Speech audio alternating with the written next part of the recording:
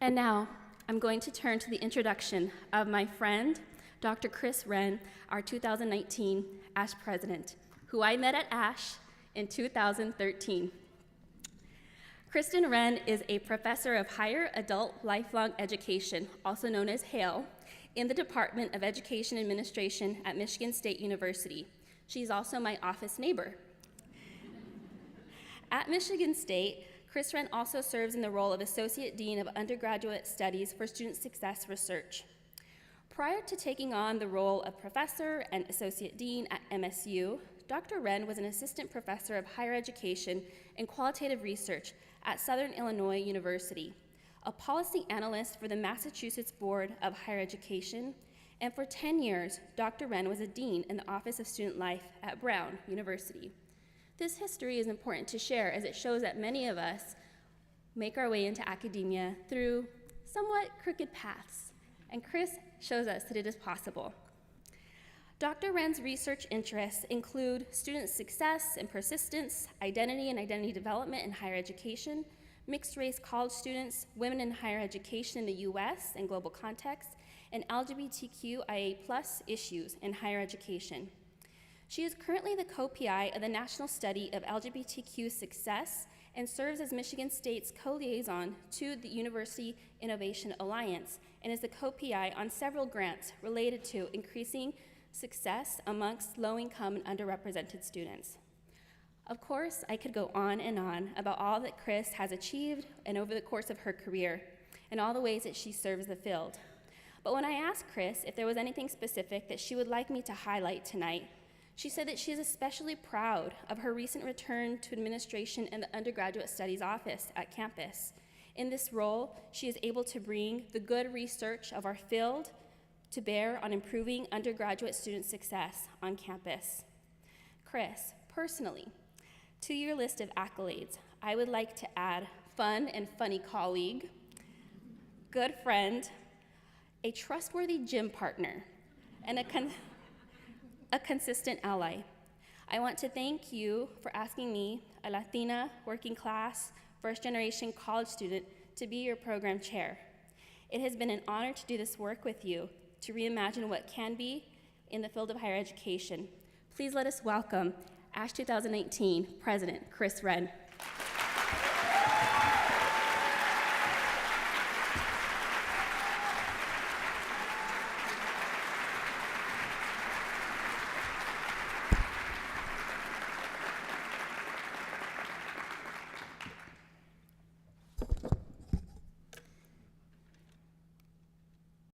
In 2020, hundreds of thousands of graduate students around the world will complete their degrees. Tens of thousands of them will begin in work as faculty or administrators in post-secondary education institutions, many of you. And if all goes well for them and you, they are likely to retire sometime around the year 2060. And whatever the sector may look like in 2060, let's assume there is still some fraction of young adults that will begin post-secondary education that year. And if there is still any such thing as a four-year degree, and people who will complete it in 4 years, then those students who enter in 2060 will celebrate their 50th reunion in the year 2115. So that is what we're doing today in higher education. We are trying to educate students who may work until at least 2060, and graduate students who may end up as faculty and administrators who welcome new students who could work into the first decade of the 22nd century. That timeline was introduced to me by John Western. He's a political scientist and dean of the faculty at my alma mater, Mount Holyoke College.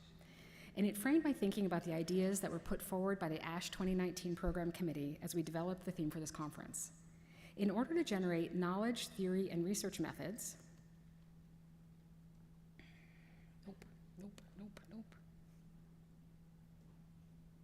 well, there's a slide missing there. Okay. We'll just move ahead.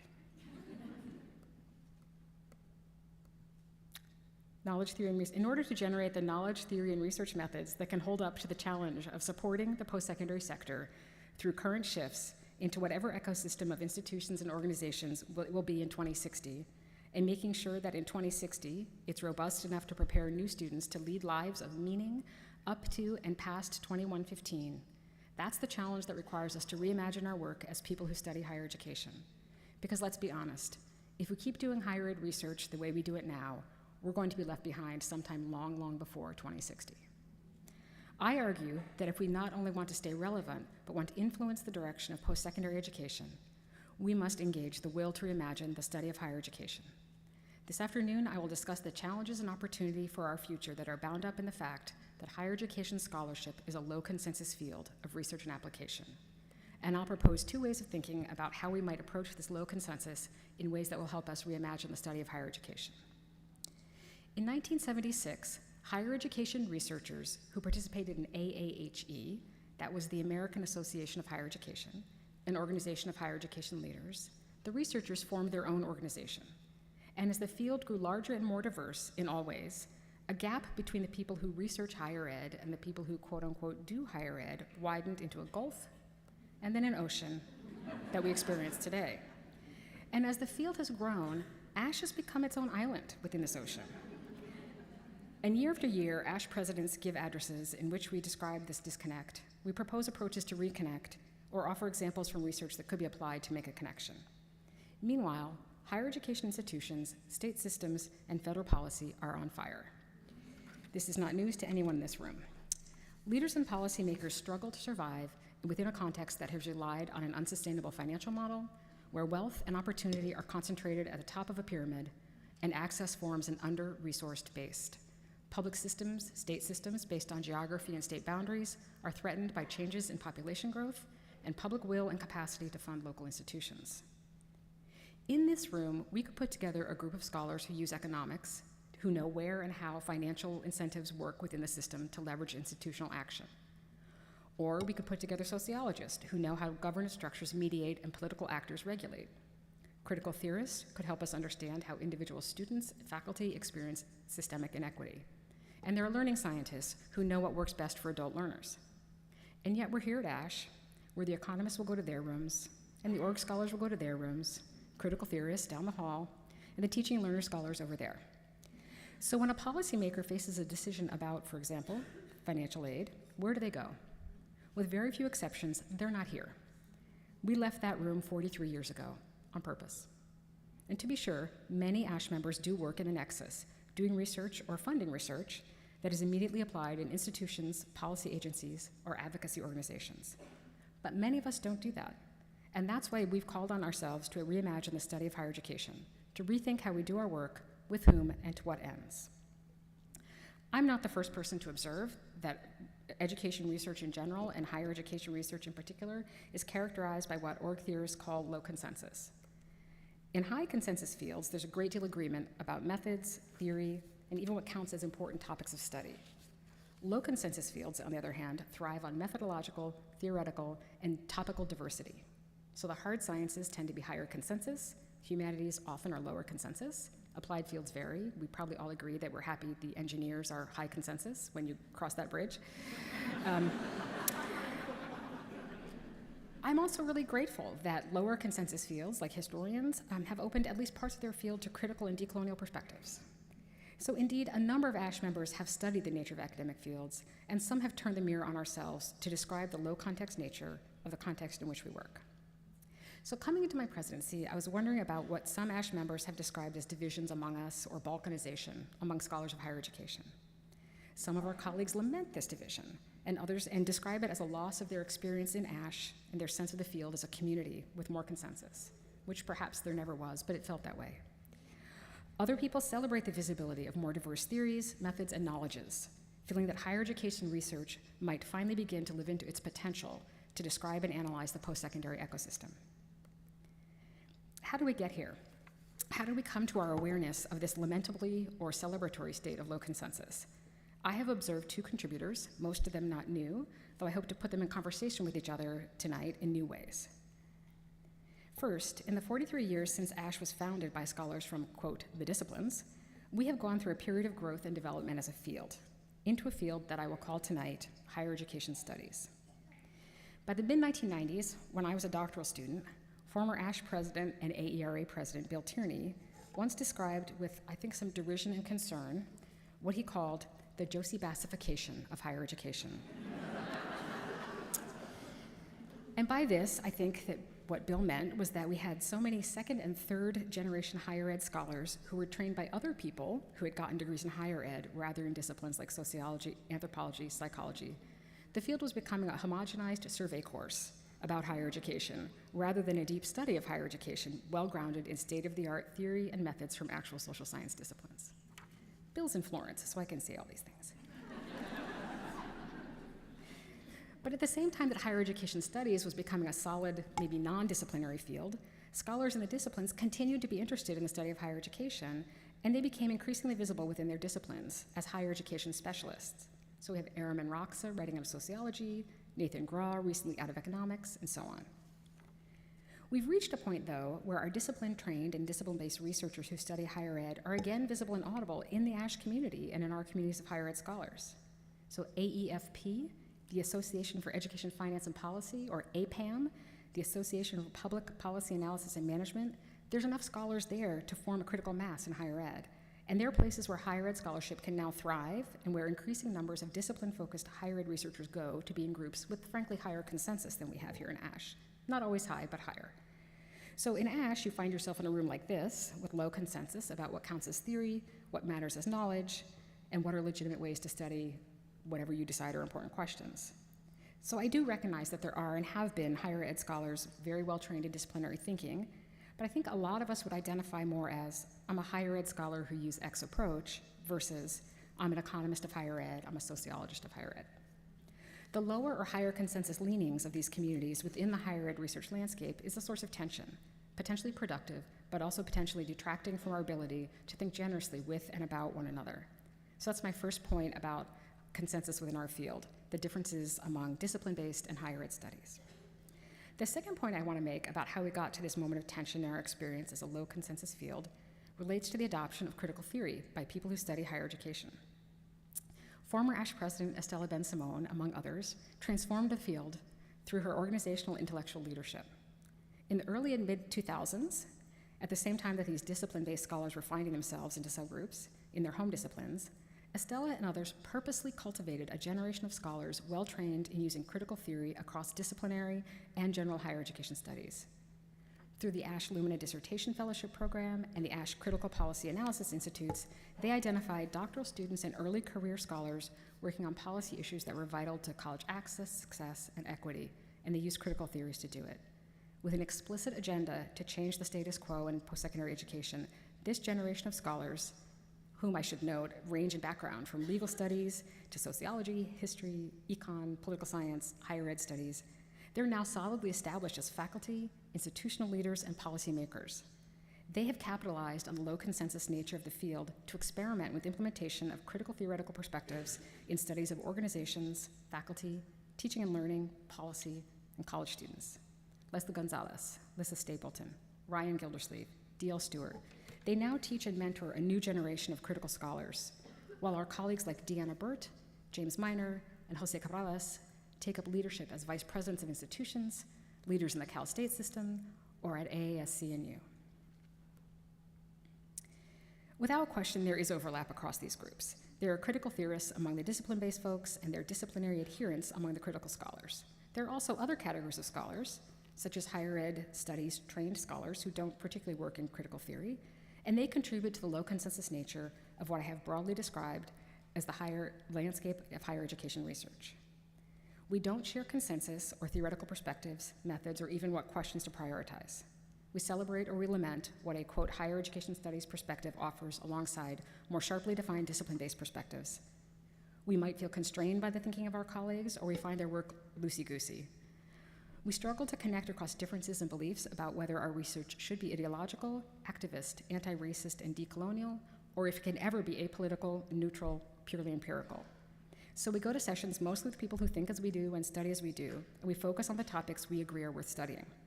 We form our own ideological subfields that share consensus in at least some domains. There are many advantages to being a low consensus field. We have a lot more space for creativity and for valuing more than one kind of knowledge than a high consensus field. And I encourage you, no matter where you fall in the previous Venn diagram, to visit the performance, video, and digital scholarship space at this conference to consider why a panel of peer reviewers selected these works for inclusion at ASH. And I encourage those among us who are settlers and settler colonists on this continent to learn about and take seriously indigenous worldviews and the researchers among us who do their work using these perspectives. Low consensus creates space for minoritized scholars to literally write our way into existence in the academy, just as the earliest scholars of higher education wrote this field into existence from their disciplinary spaces. We write ourselves into existence in the world through our research and representations of it, and low consensus lets us do this while still maintaining some sense of the big tent of community of higher ed scholars. Low consensus also has drawbacks. First, and where I believe we lose a lot of our possibility to have an impact on policy and practice, is that when someone has a question they need answered about institutional, state, federal policy, they ask one question and they get dozens of different answers. Collectively, we say, it depends, or, well, here's what I think. Here's some other ideas. I'm an academic. I don't want to say anything for sure because there's limitations. The reviewers made me list the limitations. So I would say this is part of what has kept us on the island talking to ourselves. So when someone who wants one answer gets a bunch of answers, they might turn to the most media savvy among us, or to whatever solution of the moment a foundation is pushing. Or they'll go with whatever answer they get first, who's picking up the phone. It's a drawback that works against us externally and keeps our work from making the impact we want it to have. But internally, there are also a number of drawbacks to being a low consensus field. In low consensus fields, it's difficult to establish oneself as expert, and competition among theories, methods, spaces on a conference program, and in journals is fierce. Low consensus can feed facile negativity, criticism, and dismissal of others outside our corner of the Venn diagram. It heightens the form of reviewer-to-ism that tells an author, in essence, that theirs was a badly conceived study based on an implausible worldview that adds nothing of importance to the field.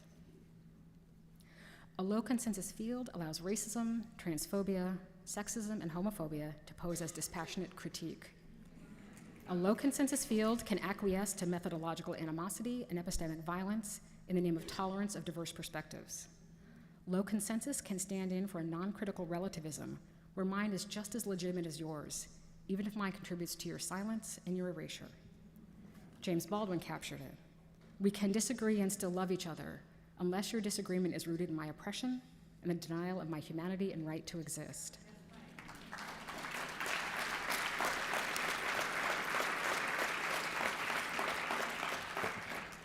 And make no mistake, while some social science research has been used to advance inclusion, equity, and liberation, some social science research, including some in and about higher education, has been and is still used in service of oppression, denial of humanity, and erasure. So while I welcome the possibilities of low consensus for generativity, intellectual vitality, and liberation, I am wary of the ways it maintains the status quo. I live uneasily with and in the tensions it creates in the field. And I implicate the overall system in which we are bound for these tensions. The Neoliberal Academy is located within an associated ecosystem of foundations, policy shops, state and federal higher ed, and our beloved for-profit tech-enhanced solutions that attach to our sector. This is not news to anybody in the room again, and certainly not any of you on the aptly named job market or looking down the road who are worrying about getting into the right disciplinary journal or the best higher ed journal or a ranked graduate program or a fancy foundation-funded postdoc, all of which signal status in a low consensus field. Low consensus makes it hard to discern what admissions committees, hiring committees, and foundation program officers and grant viewers will value. So I see my early career colleagues trying to cover all of their bases in an ever-escalating ratcheting up of CVs. Certainly some of the newer journals in the field have emerged to create space for perspectives that were not being received warmly in the gatekeeping journals, to get new ideas into the field.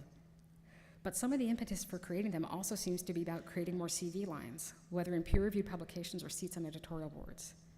Low consensus enables a lack of clarity and expectations and promotes competition in new places in the ecosystem. And so the high competition, low consensus field of higher education studies reproduces itself in spite of itself. In a context of scarcity and precarity, combined with hostility from within and from outside the places where we do our work, a low consensus context can elevate our sense of the stakes such that it can be hard to tell the difference between perceived threats to our ideas and privileged ways of thinking and real threats to ourselves, our colleagues, our students, and our freedom to pursue our goals. So what does a low consensus field require of us if we are to reimagine the study of higher education? I propose 2 ways of thinking about ourselves and about one another. I start with generous thinking, which Kathleen Fitzpatrick introduced in her book by the same name. The central premise of the book is the growing sense that critical thinking that forms the center of higher education today has somehow fallen out of whack, that it has come to be seen as privileging negation rather than creation of ideas and institutions. Fitzpatrick further observes, critique has become less a means of paving the way toward a better alternative than an end in itself, which manifests as a refusal to listen. Some of you probably have your thumbs ready to fly and tweet about how Renn is up here speaking out against criticism and critique. Hold on a minute. Just tweet what you will. Give me 5 more minutes. Just 5. Wherever it goes. So here's an anecdote that Fitzpatrick puts out at the start of her book. She is teaching a graduate seminar, and she asked her students what they thought of a recent piece. And her students offered what she called, quote, fairly merciless takedowns, pointing out the essay's critical failures and ideological blind spots. And when she asked them what they thought the author was trying to do in the piece, they had nothing to say. They weren't trained or reinforced to do anything but critique. And I see this in myself and my colleagues and my students. In short, we have done such a great job teaching ourselves to be critics that we've all turned into forevermore reviewer two. We teach and model and take up what Peter Elbow called, quote, the doubting game, without also pursuing the believing game, that Fitzpatrick argues is a basis for paying attention, listening, and reading with rather than only reading against. We fail to acknowledge the kind of generous thinking that allows us to listen for what other persons are trying to say. So at this point in reading the Fitzpatrick book, I went pretty full doubting game. I thought, it's all well and good to encourage more listening and less critique if you are already privileged. In fact, telling minoritized people to stop critiquing and just listen is an old song that is amplified in academia and reverberates in our own field. Fitzpatrick is a cisgender white woman, professor of English, and director of digital humanities at my own university. She has little at stake personally or professionally in encouraging grad students to listen at least as much as they critique. To her credit, she does take up some of these issues of power and about whose interests are served when the believing game supersedes the doubting game. She does not take it as far as I wish she would, or many of us in the room could. Oh yeah, that's thumb on the back button right there. As the core idea that she puts forward is that we so strongly cultivate and value critique over reading or listening for meaning, and that's one idea that does stick with me through this. So are we so valuing critique that we don't value listening? And it sticks with me because I see it in ASH, and among higher ed researchers, and among the students we teach. Sometimes it is more than a reflex, it's a literal survival strategy. And it's not just the post-secondary education system that's on fire these days, we know. Lethal racism and violence have been on this continent since white conquerors, colonists, and settlers arrived, and 400 years ago this year brought enslaved African people with them. Scholars of color have lived in this toxic culture, and the last 3 years have brought it to the surface where even some white people can't ignore it. It hardly seems like the time to call for less criticism and more listening. There are not, in fact, nice people on both sides of many of the issues we deal with in our research. This is exactly the right time to make sure that youth and students and scholars and journalists are expertly prepared to be critics, to fight with words and with numbers, with data and with empathy. It's a fight for the literal lives of undocumented immigrants, transgender people, people of color, poor people, queer people, and people who identify as women, among others. Researchers trained to critique and dismantle arguments may not be on the front lines of this fight every day, but we can certainly contribute when and if we figure out how, and we have examples in ASH. Liliana Garces and her colleagues on the Fisher case, Sharon Fries-Britt and Adriana Kizar using a trauma-informed framework to analyze the University of Missouri racial crisis, Oyan Poon writing on the Harvard affirmative action case, Kenny Nienhusser and Susana Munoz and their colleagues with undocumented immigrants work, Antonio Duran making experiences of queer students of color visible, and Stephanie Waterman, Heather Schotten, working in relation with their indigenous scholars to help us in ASH be better. Even within a call for more generosity, there is plenty of reason to be critical, and there are plenty of ASH scholars doing this work. And as essential as criticism is, a lack of generosity can be linked to context as well. Those of us located in higher education institutions grad students, full-time tenure-track faculty, administrators, contingent faculty of all types, we exist within systems and cultures that reward and reproduce ungenerous thinking. Real and imagined scarcity drive ungenerous thinking. And just as I pointed out how low consensus fields fuel ratcheting up in market thinking, competition thrives in systems based on precarity. Spots in doc programs, fellowships, funding, opportunities to engage with faculty, these all fuel critique of others and too often also of self. Then the job market supercharges this competition and self-doubt, neither of which can tolerate generous thinking. Competition for jobs at the hottest policy shops, the coolest foundations in the best cities, promotions up the administrative ladder, and in the perilous faculty job market, these hardly seem like a context for generosity. And after 5 or so years of being groomed and rewarded, like Fitzpatrick's critical students, generosity as a habit of mind may be hard to summon under this kind of duress. I do need to say that competition on the tenure-track job market, as many people in this room know, really has accelerated. I think I live in a world of people, perhaps my generation and older, who want to say uphill both ways in the snow, us too. But since I started coming to ASH sessions 20 years ago and was on the job market, and because we didn't have the internet, you had to actually go to people's sessions to check them out stealthily. There's a good handful of people in this room who we all did that to each other, and now we kind of laugh about it. And we didn't get the jobs that we didn't want anyway, right? So the market has been competitive, but it has not been competitive the way it is now. This is hardly a context that encourages generous thinking. And then it's into the pre-tenure years for the lucky ones who get those jobs, or back on the market for tenure-track jobs for those who end up in jobs that they have intended to be stopovers. Generous thinking can be hard to do when it feels like people, especially people whom I believe are doing scholarship that works against my own, keep getting the jobs I want, or space in the conferences or the journals, or the fancy fellowships. In short, the overall post-secondary education workplace, institutions, foundations, policy agencies, media, is designed to promote critical thinking, criticism, and critique. It is not well designed to bring forward the kind of generosity that will humanize it. ASH, academic Twitter, and the quote-unquote community of education researchers reward performative smartness, when what we may need is a thoughtful practice of generous yet still critical thinking.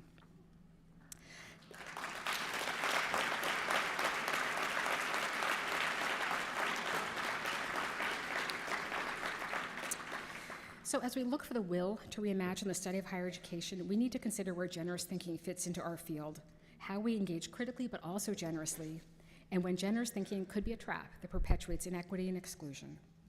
Finding a way among higher education researchers to both doubt and believe each other, to read with and against ourselves and others, that seems like an important aspect of reimagining our field. So that's my first idea for what we might do in a low consensus field to reimagine the study of higher education. And my second point, the second thing the field needs from all of us, is, of course, Muppets. More specifically, we need the concept of Muppet Theory, promulgated by Dahlia Lithwick, who is a senior editor at Slate and the US Supreme Court columnist. So I take you into this lighthearted folk theory for a few minutes, thumbs off the Twitter, for the opportunity it presents to us for understanding ourselves in the context of our low consensus field in higher education. So just bear with me. The central idea here is that the world is divided into chaos Muppets and order Muppets. And in a more formal exposition of this concept, social psychologist Michelle Gelfand has elaborated on rule breakers and rule makers, key ideas in understanding what she calls tight cultures and loose cultures. Tight and loose cultures provide a way to understand high and low consensus fields, who thrives in them, and how we might think about them ourselves in relation to them. Some of you will know that I do a lot of my work using human ecology theories, so I'd like to place things in ecology, and the Muppet theory gives me a way of thinking about individuals within this larger ecosystem. As I said, Lithwick divides the world into two kinds of Muppets. Chaos Muppets are those among us who are gifted with vision, creativity, and some amount of disregard for playing by the rules. They are the Cookie Monsters, Ernies, and Swedish chefs in our world who are not bound by rules or convention, who see beyond the status quo, who create space for others to see beyond what is, to create what is possible. As researchers, they take us into new theories and methods. When we hear from Dolores Delgado Bernal in Saturday's keynote, we will hear from someone who took up rigorous thinking to create a theory that broke existing rules about whose perspectives matter and who should be centered in our research. Now, I cannot say if Dr. Delgado Bernal is by nature a chaos Muppet, but I can say for sure that her work enabled new kinds of research that could not have happened without her visionary, rule-breaking work. Order Muppets, on the other hand, are those among us gifted with inclinations towards structuring, classifying, and prioritizing, with some preference for making and following rules. Bert and Ernie, Kermit and Scooter, and obviously Sam the Eagle are experts on how to capitalize on systems and existing structures to advance ideas, to infiltrate faculty governance, to work as administrators to change from the inside. As researchers, they drill down into existing methods to create new formulas or standards for maximizing the potential of a study. When we hear Millie Garcia in her keynote conversation tomorrow, we will hear from someone who brought her experience as an equity-focused scholar to institutional leadership as president of Cal State Dominguez Hills and CSU Fullerton, and then onto the national scene as the president of AISCNU, the American Association of State Colleges and Universities. Again, I do not know whether Dr. Garcia is a full-on order Muppet, but she has leveraged a mastery of order to work for change in a field as a campus executive and now nationally. So what on earth is my point about chaos Muppets and order Muppets? So for one thing, I urge us to engage in some self-reflection. So I ask myself, where do I see the chaos and order tendencies in my own work, in my worldview, my ways of being in the wider community of higher education scholars and practitioners? I ask myself, where in my scholarship do I need order and structure? Where do I want to discipline ideas, discipline methods, discipline categories of people? And where does that bump into my desire to queer things, to take seriously indigenous and decolonial worldviews, to burn it all down and start from scratch? I wonder, how do I engage with colleagues and ideas that run counter to my preferred ways of being as an academic and as a person? Lithwick and Gelfand point out that we need both chaos and order, tightness and looseness. They bring unique assets and they balance one another's liabilities. Every chaos-oriented Fozzie Bear needs a Kermit, and we all know that Ernie could not keep house without Bert to make sure Rubber Ducky ended up back in the tub. Higher education researchers will never answer the biggest questions facing us and contribute to solving the most pressing problems in policy and practice unless we bring our chaos selves and our order selves to the work. We need our most boundary-breaking folks doing their work and our most conventional folks doing theirs. We need boundary spanners, people in or near the edges of the diagram crossover points, to translate across. We each bring our thing. It's about recognizing where we are and who we are and how we might come to listen more generously, to believe as well as doubt. Being an order Muppet in a low consensus field may drive us into our subfield more deeply with people who think like us, whether that's critical or decolonial or post-positivists. They think like us, and they follow the same rules.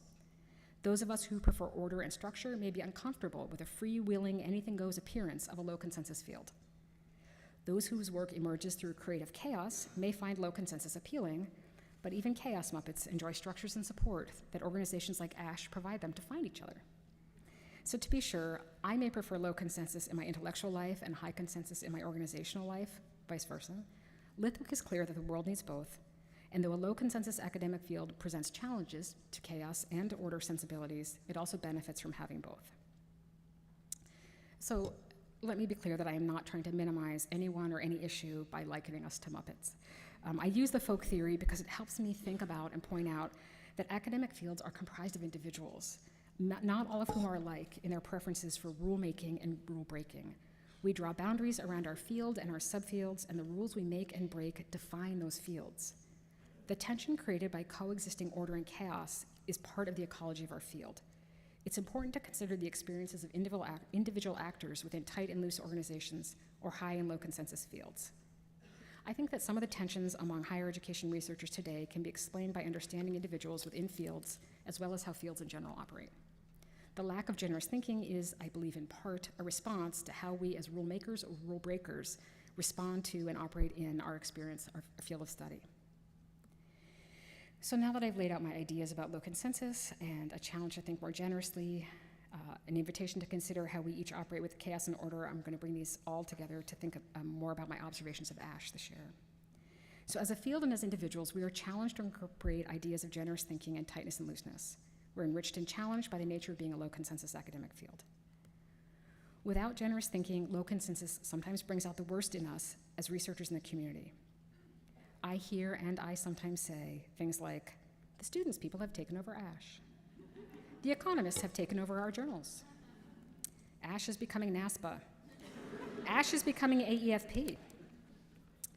STEM education studies haven't told us anything new in years. LGBTQ studies haven't told us anything new in years. Their methods aren't rigorous. Their topics are boring. Why don't they see things like I do? So underlying all of these may be some elements of small t truth, at least in the eyes of the person saying it or thinking it. But underlying all of them are elements of the scarcity model. If they, whoever they are, get more slots on the program, more space in the journals, more tenure track lines, then there's less for us from our place in the low consensus landscape. So what's at stake? Beyond our own careers, why should we summon our will to reimagine the study of higher education and possibly reimagine higher education itself? What is worth engaging our generosity, overcoming the chaos-order binary, and working within this epistemologically messy, discordant, even contradictory low consensus field? The stakes indeed are very high. That imagined post-secondary ecosystem of 2060 is no joke. Some highly resourced institutions will of course persist in some form, but many of the places where some of us work or want to work, or many of the places that we went to, our beloved alma maters, my gender-diverse women's college, Mount Holyoke, your HBCU, that remarkable regional comprehensive university that gave you, a first-gen student, the chance to discover research at the side of a faculty mentor, I'm not sure that in 2060 they'll look anything like they do now, and many of them will not be here. In the not so long time since I started coming to ASH, in 1998, when there were literally a third as many people in attendance, we've already seen some radical changes in the scholarly landscape, as well as in the wider post-secondary ecosystem. Yes, ASH presidents have been warning of this for a long time, but the near weekly announcements of institutional mergers and closures, staggering amounts of total student debt, shifts in the wider post-secondary ecosystem are no longer harbingers of change. They are the change itself. To return briefly to Bill Tierney's comment about the Josie Bassification of higher education studies, I ask you this. When is the last time you got a book catalog from Josie Bass? Some of us will remember when they stuffed our mailboxes seasonally, chock full of advertising the very books we published on the way to tenure and promotion. But Josie Bass, a subsidiary of Wiley, has been paring away its commitment to publishing books, while Wiley has emerged as a major OPM, online program manager. So forget about the Josie Bassification of our comparatively small academic field. Beware the Wileyfication of your higher education master's program, and well beyond that. In a similar vein, some folks here will remember when Pearson published those really meaty ASH readers that we made, yes, right? So for those who don't remember the ASH readers, they were compilations, and they were a super handy way to get access to articles and chapters before the internet made that easy. It's not a surprise that Pearson stopped publishing the ASH readers. They seem like a charming artifact of some pre-internet day. But the Pearson is now engaged in what Nick Cernicek and colleagues call platform capitalism. It's a dominant force in education and the post-secondary education ecosystem. Drivers in this ecosystem, population change, digitalization, increased capitalization of teaching and learning, platform capitalism, they all press towards high consensus. Social media and the 24-hour news cycle reinforce high consensus, though not necessarily evidence-based thinking, within screen-based subcommunities where cancel culture eradicates threats to consensus. The neoliberal emphasis on the individual and on stratification wants us to pursue high consensus. It wants us to put high consensus, masculinized disciplines above the feminized, multidisciplinary area of higher education studies. It wants us to question the value of embodied and indigenous knowledges. It wants us to quibble about who is smarter, instead of valuing that smart comes in big data and analytics, in econometrics, and in narratives, and counter stories, in performance methodologies, and other methodologies we can't yet imagine. It constrains us away from generous critical thinking. It seeks winners and losers in the competition for whose answer will be heard by the people asking important questions. At the same time, we as a field, a low consensus, multidisciplinary intellectual space where chaos and order thrive, sometimes in uneasy proximity, we have the opportunity to think more generously toward one another. We can figure out how to better serve the people today who make decisions about institutions, state systems, and federal policy, and who need evidence-based recommendations for survival today and planning toward 2060. We can employ the strengths of chaos within order and order within chaos to offer the intellectual, methodological, and ideological diversity necessary to shrink that ocean and bridge the gulf that we ourselves had a hand in creating. What will it take? It will take a reimagined field of higher education and the will to enact it. Thank you.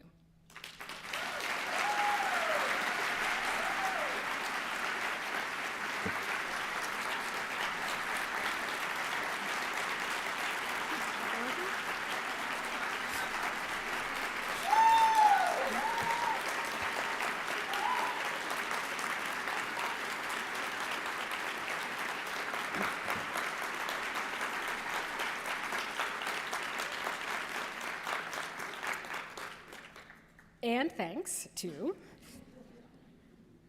the Indigenous Scholars Collective for their ongoing work with me and the Board of Directors, the ASH Office staff, and the Program Committee. It has been a privilege to learn alongside you this year. To our local elders who expanded our knowledge of the lands on which we meet and the peoples who have called them home for generations. To my friend Leslie Gonzalez and every member of the Program Committee, Leslie has been a stalwart leader, colleague, and friend. Our first ever Program Committee to have open applications was, in our opinion, a success.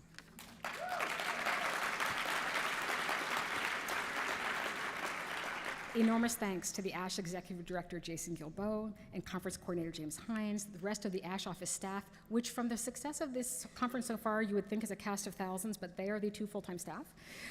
They have some very talented grad assistants and some additional help, but it's really a 2-person full-time group. The ASH Board of Directors have been phenomenal this year as we tackled strategic planning and a number of other organizational matters. Over 100 ASH volunteer members volunteered on the strategic plan work groups, served on ASH's ongoing committees. Dr. Heather Shea, who is not able to be with us today, designed the slides for my presentation. Thank you, Heather. Doctoral candidate, Candace Hall. Are you here, Candace? Okay, can't see her. She designed the conference logo and captured the theme visually for us. I thank mentors and friends and colleagues, afraid to name them for leaving some out, but there are a few that I will mention especially. Karen Arnold, Bill Tierney, Mike Bastido, Ana Martinez, my terrific colleagues and students at Michigan State who have treated me with generosity from the get-go. Lori Patton Davis, who set the bar high for the ASH presidency and has been a supportive friend and colleague throughout. Thank you, Lori. For the wisdom and good company on this journey, I thank my mom, who was the first person to teach me that courage and conviction are not limited to people of any one gender. My wife, Melissa McDaniels, who for 23 years has made me smarter and more compassionate and a better person. None of the people I've named are to be held responsible for anything I said, including the part about the Muppets. They all have plausible deniability, except Heather, who did see the slides. So finally, I want to thank you all, the participants of the 2019 ASH annual meeting, for leaving hearth and home to get yourselves to Portland to be in intellectual fellowship this week. We are together in this low consensus field, chaos and order alike, however much we celebrate our differences or worry about the lack of cohesion. I urge you to engage in the kind of generous yet critical thinking that will be required to bridge the gulfs between us and the oceans from us to the people who need all of our work from now to 2060 and beyond. Thank you.